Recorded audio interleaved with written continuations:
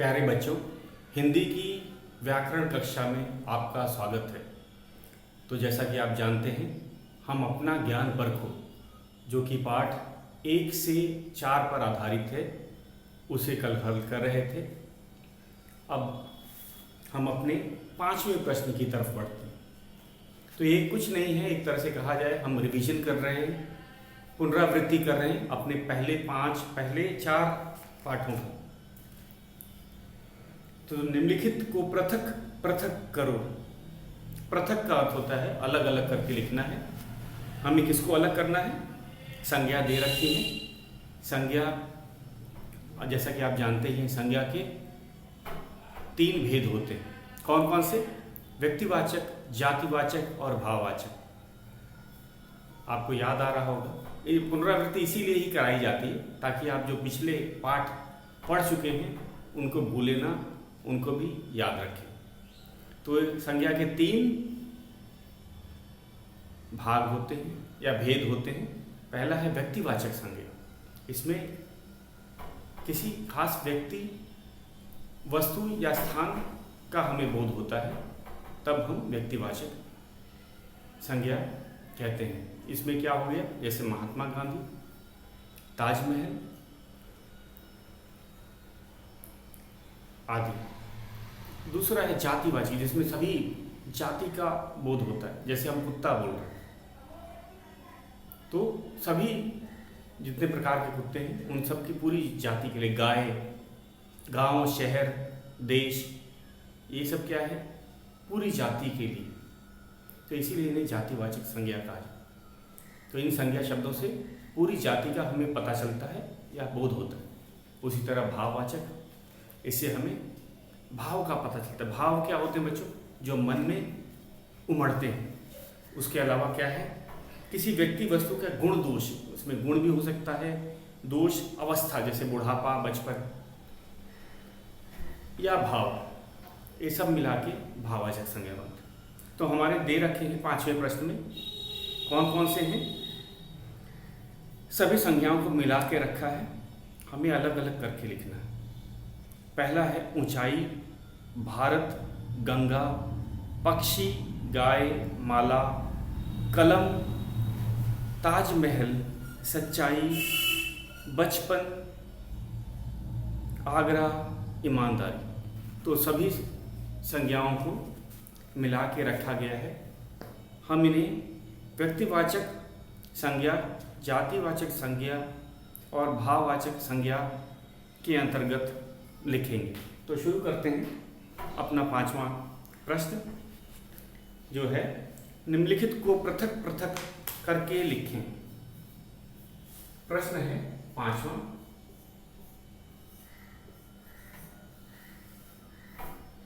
निम्नलिखित को निम्नलिखित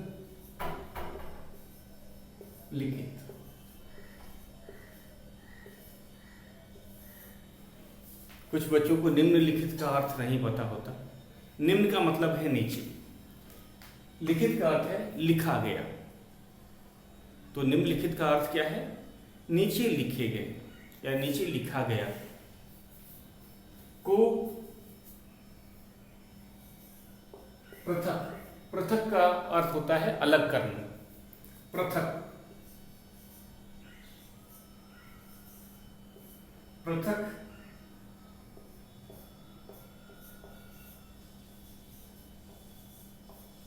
पृथक पृथक करो। तो हमें पहला जो संज्ञा दे रखा है वो है व्यक्तिवाचक संज्ञा।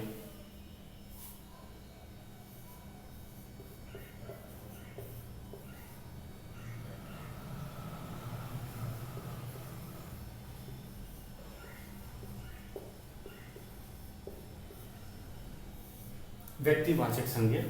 दूसरा है जातिवाचक संज्ञा।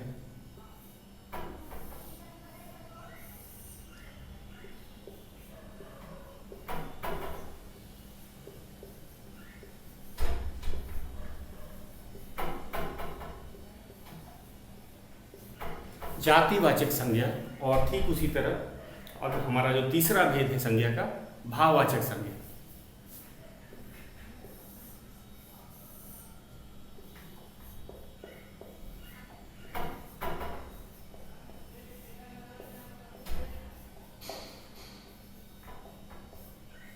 भाववाचक संज्ञा। अब हम लिखते हैं, एक एक शब्द को लिखते हैं और फिर उसके अनुसार उसको लिखते जाएंगे। पहला शब्द है ऊंचाई। पहला शब्द है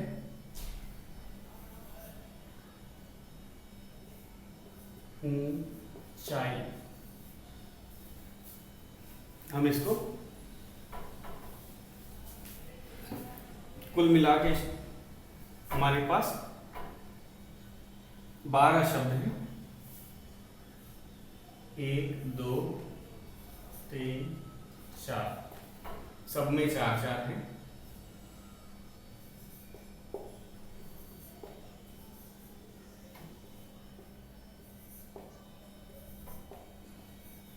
तो बच्चों एक एक शब्द हम लोग लिखते हैं और सूची के नीचे लिखेंगे और साथ साथ आपको ये भी बताएंगे कि हमने क्यों इसको यहाँ लिखा। जैसे पहले है ऊंचाई।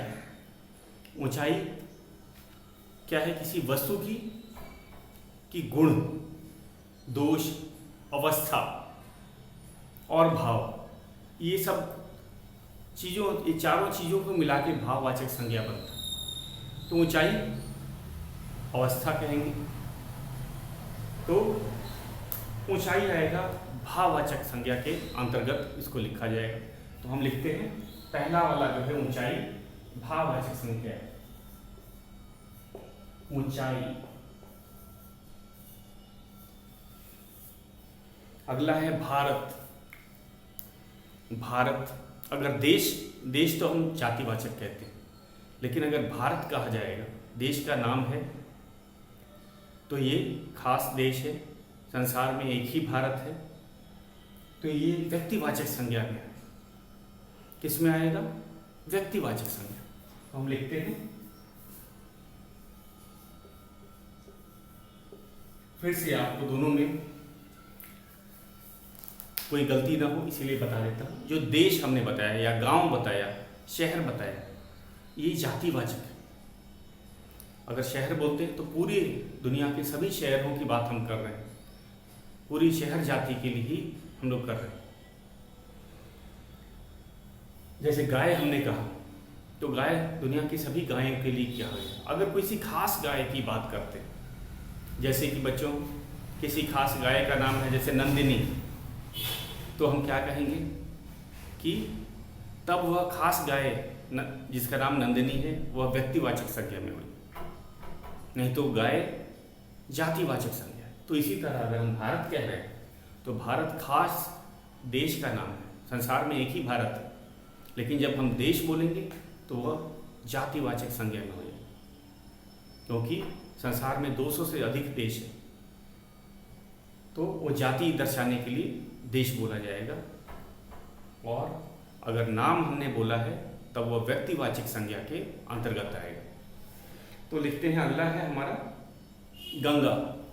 गंगा भी ठीक इसी तरह जैसे मैंने आपको बताया, वह भी व्यक्तिवाचक संज्ञा है।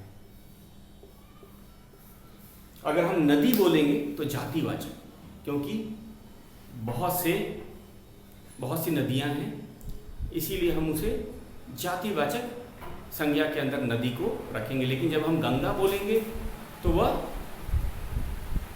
सही कहा आपने, व्यक्तिवाचक संज्ञा के अंतर्गत आएगा। अब हम लोग चलते हैं अपना, गंगा हमने व्यक्तिवाचक संज्ञा में लिख दिया। पक्षी। पक्षी, पक्षी फिर से जातिवाचक संज्ञा के अंतर्गत आ रहा है। क्यों? क्योंकि सभी पक्षियों का यह बोध कराता है, तो ये जातिवाचक संज्ञा में आएगा, पक्षी।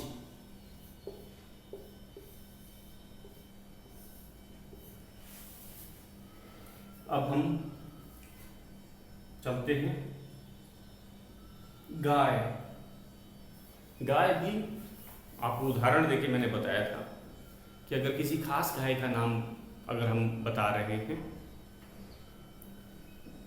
तो वो व्यक्तिवाचक होगा, नहीं तो गाय, घोड़ा, हाथी ये सभी जातिवाचक संज्ञा। कौन सा संज्ञा है बच्चों? जातिवाचक। ये सभी पूरी जाति का के लिए इसका प्रयोग हो रहा है। तो ये हो गया हमारी गाय,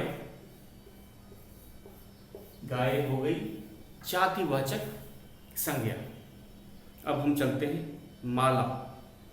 माला भी किसी खास माला की बात नहीं की, संसार में बहुत प्रकार की मालाएं होती, तो ये भी जातिवाचक। इसे इस माला से पूरी जाति का पता चलता है या बोध होता है, इसीलिए यह भी जातिवाचक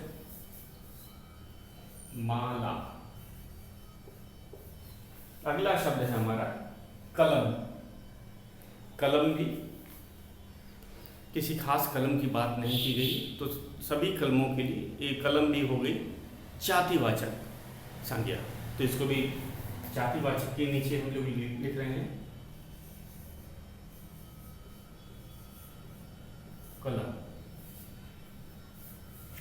अब हम लोग अगले शब्द पे चलते हैं, ताजमहल। यह व्यक्तिवाचक संज्ञा है। क्यों?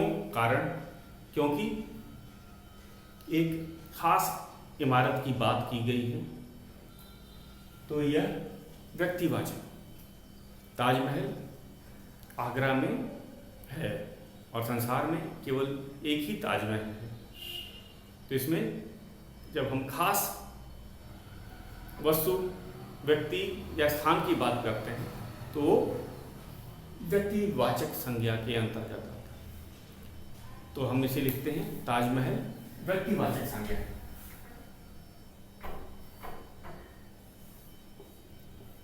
ताजमहल। अगला शब्द है हमारा सच्चाई। तो ये गुण हमने बताया था, गुण दोष ये सब किस में आई? अवस्था, भाव, ये सब भाववाचक संज्ञा है। इसमें कौन है? गुण, दोष, अवस्था और भाव। तो ये सच्चाई भी हमारी भाववाचक संज्ञा के अंतर्गत ही आएगी।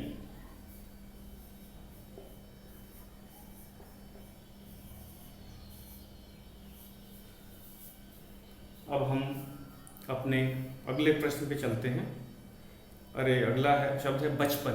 ये अवस्था जो मैंने आपको बताया था, बुढ़ापा, जवानी, बचपन, ये सब अवस्थाओं के अंतर्गत आता है। ये भी भाववाचक संज्ञा। किसी चीज़ की अवस्था क्या कहलाती है? वह भी हिंदी में भाववाचक संज्ञा के अंतर्गत ही आती है। तो हम लिखते हैं जो बचपन है ये भी भाववाचक संज्ञा है। बचपन।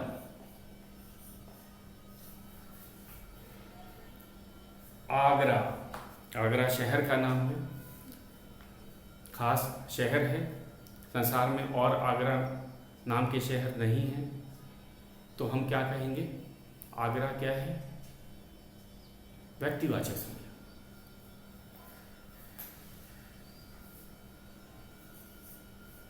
आगरा।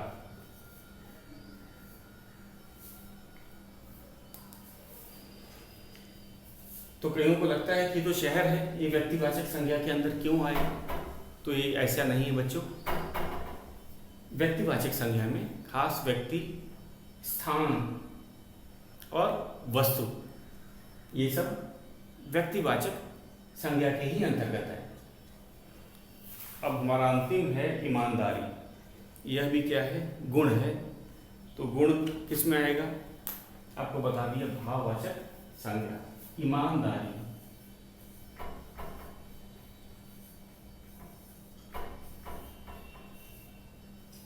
ईमानदारी। तो बच्चों ये था हमारा संज्ञा के भेद को पहचान करके उनको अलग अलग लिखना। हमारे पास संज्ञा के आपको पता ही है, संज्ञा के 3 भेद होते हैं, व्यक्तिवाचक संज्ञा, जातिवाचक संज्ञा और भाववाचक संज्ञा।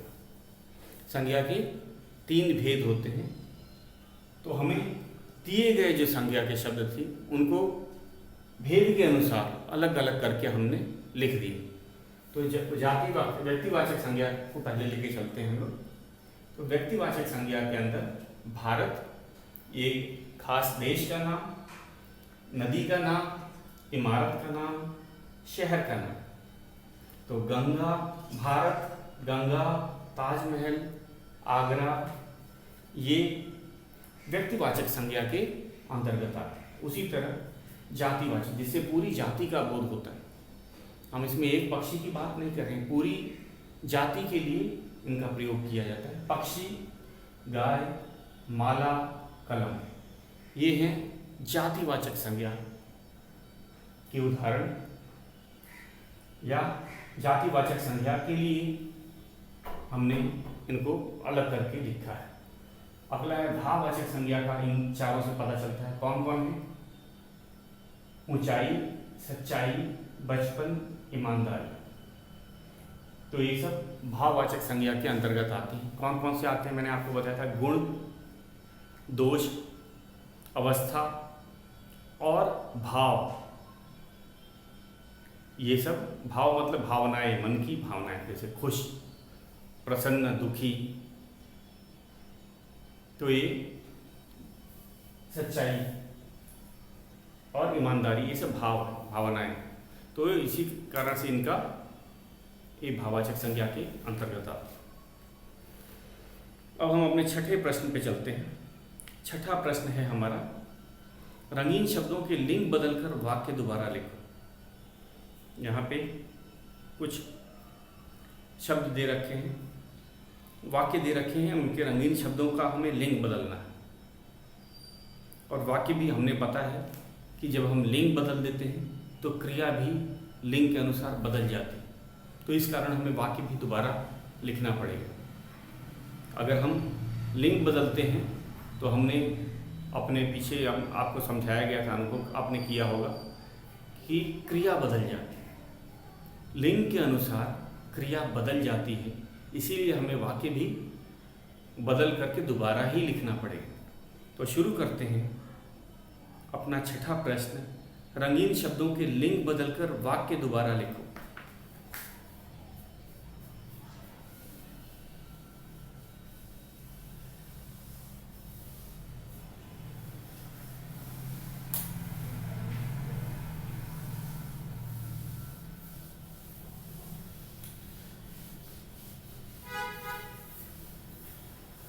हमारा छठा प्रश्न है,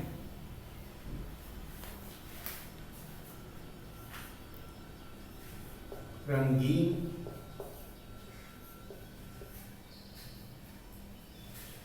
शब्दों के लिंग बदलकर, शब्दों के लिंग बदलकर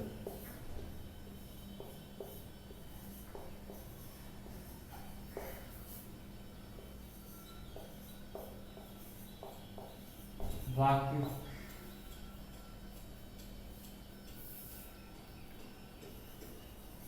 दोबारा लिखें। हमारा जो पहला वाक्य है,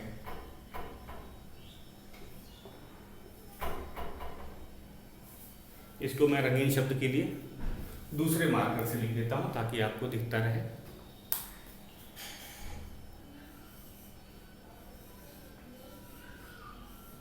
बकरी घास चर रही है, घास चर रही है।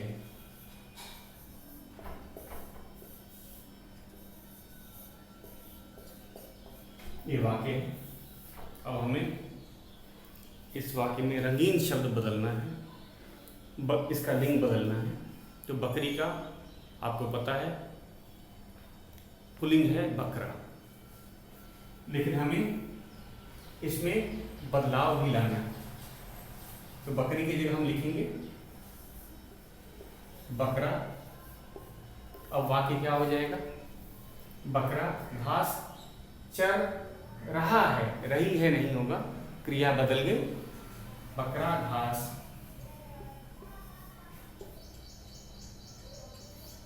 चर रहा है।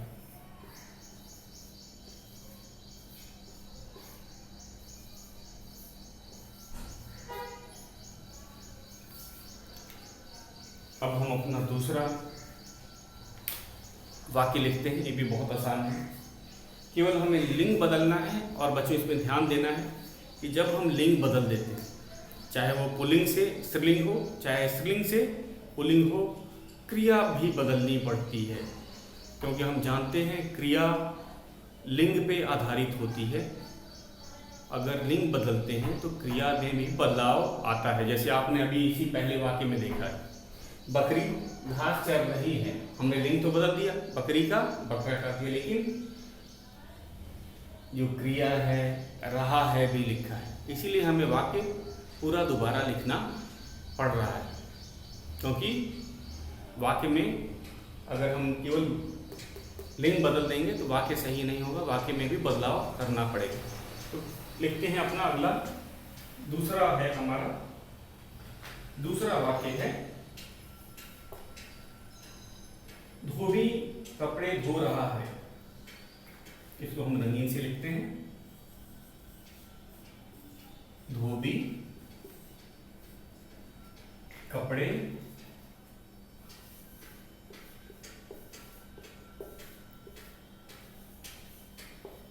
धो रहा है।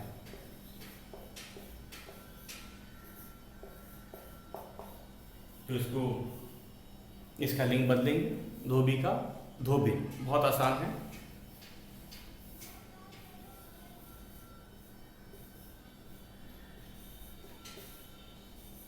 धोबी कपड़े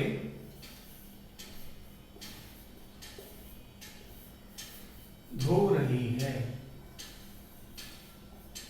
धो रही है।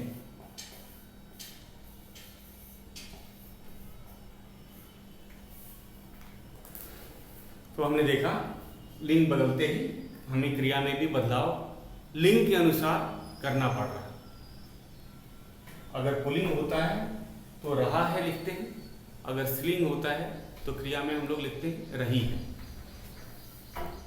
दो और वाक्य हैं, इसको भी करते हैं। राजा ने भिखारी को धन दिया, हमारा तीसरा वाक्य है।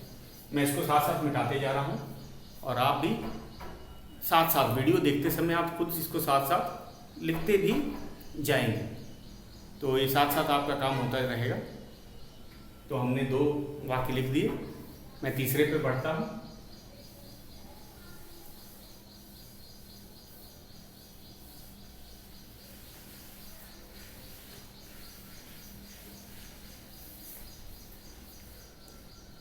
तो तीसरा है, राजा ने भिखारी को धन दिया।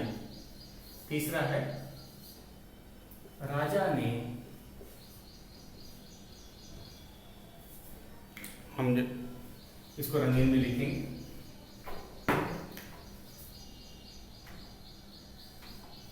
राजा ने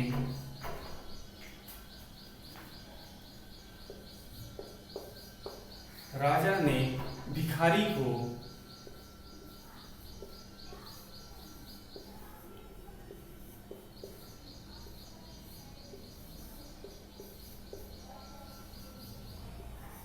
धन दिया। पूर्ण विराम।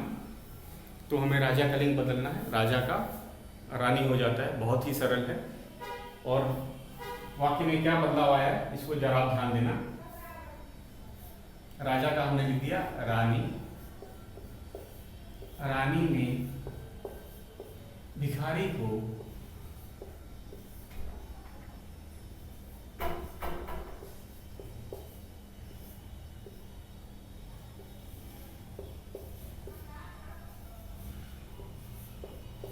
धन दिया।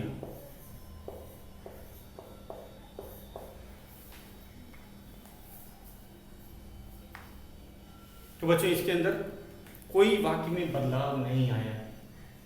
हमारा जो तीसरा वाक्य है लिंग बदलने पे भी आपने ये गौर किया कि इसमें कोई बदलाव नहीं आया। तो कभी कभी लिंग बदलने से क्रिया हमें बदलनी नहीं भी पड़ती है, ये आप समझ गए। राजा ने भिखारी को धन दिया, इसमें हमने लिंग बदल के रानी कर दिया।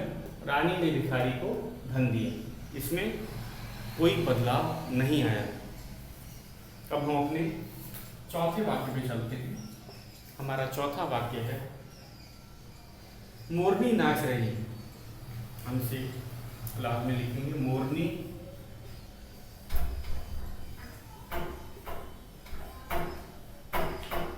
नाच रही है, नाच रही है। मोरनी का हम लिंग बदलेंगे, मोर बहुत ही सरल है।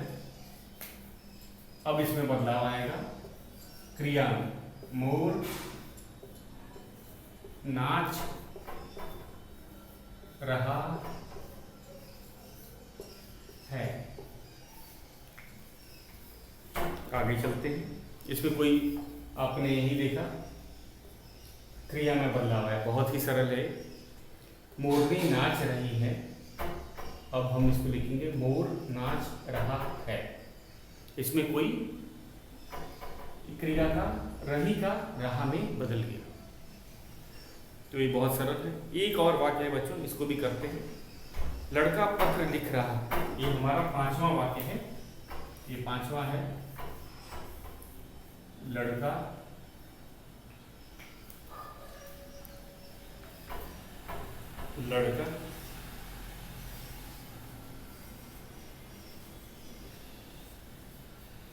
पत्र लिख रहा है। पत्र लड़का, इसको हमने रंगीन में लिख दिया। पत्र लिख रहा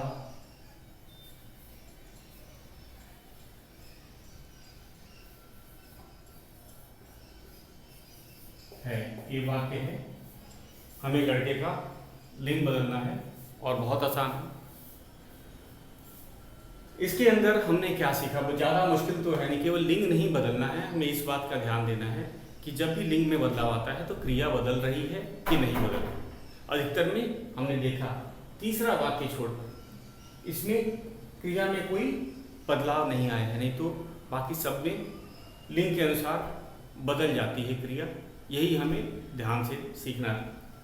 ये हमें लिंग बदलना यहाँ पे उतना महत्व का नहीं है जितना कि हमें ये पता चलना चाहिए कि जब लिंग बदलती है तो क्रिया में भी बदलाव आता है। तो है लड़का पत्र लिख रहा है, हम लिखेंगे लड़की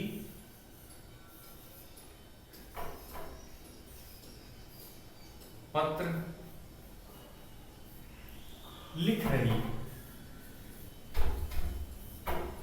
जो आ गया वो रही है, तो क्रिया में बदलाव। पुल्लिंग में रहा है, स्त्रीलिंग में रही है। तो ये था बच्चों हमारा छठा प्रश्न। एक बार इसको आपको फिर से मैं बता देता हूं। तीसरा जो वाक्य है, इसमें राजा ने भिखारी को धन दिया। राजा का हमने लिंग बदलना था, रंगीन शब्द है, तो राजा का हमने लिखा रानी। रानी ने भिखारी को धन दिया। तो इस वाक्य में क्रिया में हमने कोई बदलाव नहीं देखा, लेकिन बाकी वाक्यों में हम क्रिया में बदलाव देख रहे हैं। जैसे मोरनी नाच रही है, मोरनी का हमने लिंग बदला, मोर नाच रहा है। तो यहाँ पे रही है जो स्त्रीलिंग में प्रयोग हो रहा था, इसमें आ गया रहा है। पुल्लिंग में हम लोग क्या प्रयोग करते हैं, रहा है। ठीक उसी तरह पांचवा वाक्य भी, लड़का पत्र लिख रहा है, और हम इसको क्या लिखेंगे, जब लिंग बदले तो लड़की पत्र लिख रही है। लड़की पत्र लिख रही है। तो हमने ये देखा कि लिंग बदलने के साथ क्रिया में भी बदलाव आता है। तो उसी हिसाब से हमें अपने वाक्य को क्रिया के में बदलाव करके दोबारा लिखना है। तो बच्चों आज के लिए इतने ही। हमने 5वां और 6ठा प्रश्न कर लिया है। कल हम अपना इसका 7वां प्रश्न करेंगे। तो आज के लिए इतना है।